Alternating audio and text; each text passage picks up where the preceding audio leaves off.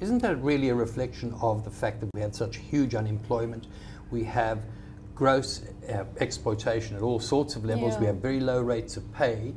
We have very low educational standards, etc.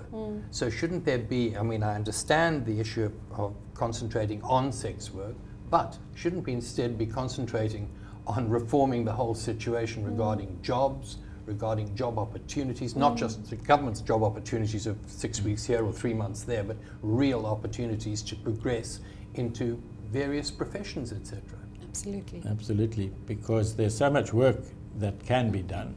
And there are people who want to do it, and we need to enable that to happen. But I would like to point out that sex workers who work as sex workers earn up to 3 times more than they would be able to do in similar work that they would qualify to do. So cleaning, domestic work, you know, labourer jobs, farm workers, for instance. And in fact, trafficking happens more in those contexts than it does in sex work. So if we were, I mean, nobody would suggest that we criminalise farm work, because so much trafficking happens in that context.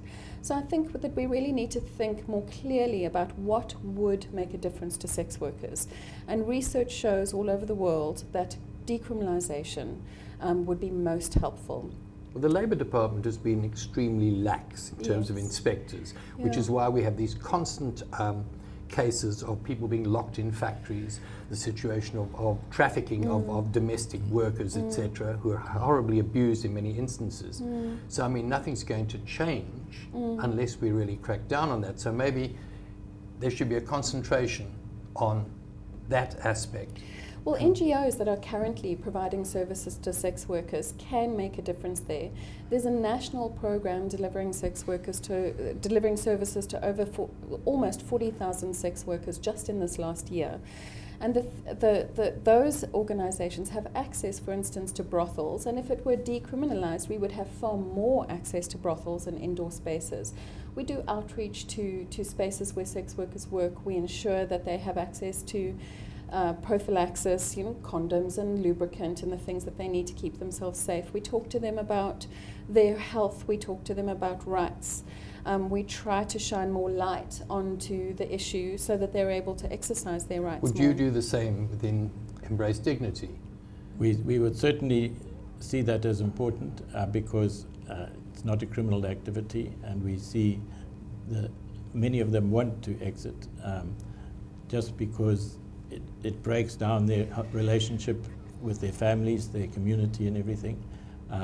So they want to re-establish those. Isn't that a matter of really of stigma, which is a long-term thing to get rid of in any circumstance?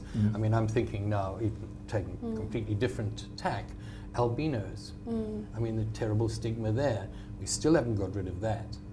And we do have, and let's face it, we go back to the whole Judeo-Christian background of original sin, etc.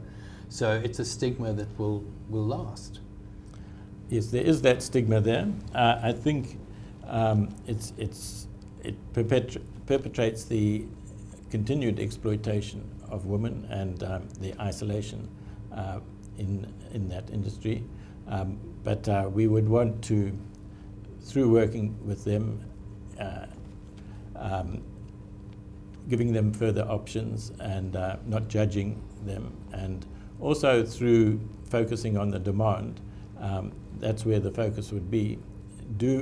Men don't have any right to buy sex, and they have agency, they have the greater power, and they would perpetrate this patriarchal society. But the point, yes, go ahead. Well, nobody has the right to buy anything. Yeah.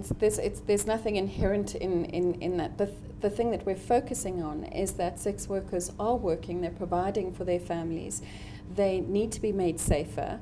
And I think that we need to understand that partial criminalization still subjects women to oppression and still ensures that they're unable to exercise choices in the work that they are doing. So they can't work together, they can't choose their clients, they can't make sure that they're safe, they can't work in safer spaces like brothels or in spaces where they collectively work. But I think you both agree that you're not going to get rid of prostitution or sex work, that seems an impossible. It's not called, I mean, generally the oldest profession in the world for nothing. So you both agree on that we're always going to have sex workers at different levels. My thing that I mentioned earlier, the problem that worries me, is the fact that those who are better off, middle class, are the ones who are going to be able to benefit. And once again, they're going to be doubly victimized, the ones at the bottom, if it's decriminalized. At the moment, everybody's criminalized. Yeah. So that's my argument. From the point of view of, I would imagine, the majority of South Africans, it's not my personal argument, but it's what the majority of South Africans will say, keep the law as it is. It's wrong, it's criminal. I think everybody would agree that the law as it is not working. We've, like I said, over 50 years of criminalizing buyers, and in fact buyers were criminalized in 2007, but before that all acts were criminalized, and the origins of that law were an apartheid era law and were colonial judgments on sex. I think we've moved beyond that now. We are a country that acknowledges that we take a human rights perspective in our legal frameworks. I think you both agree on that. We're not applying that.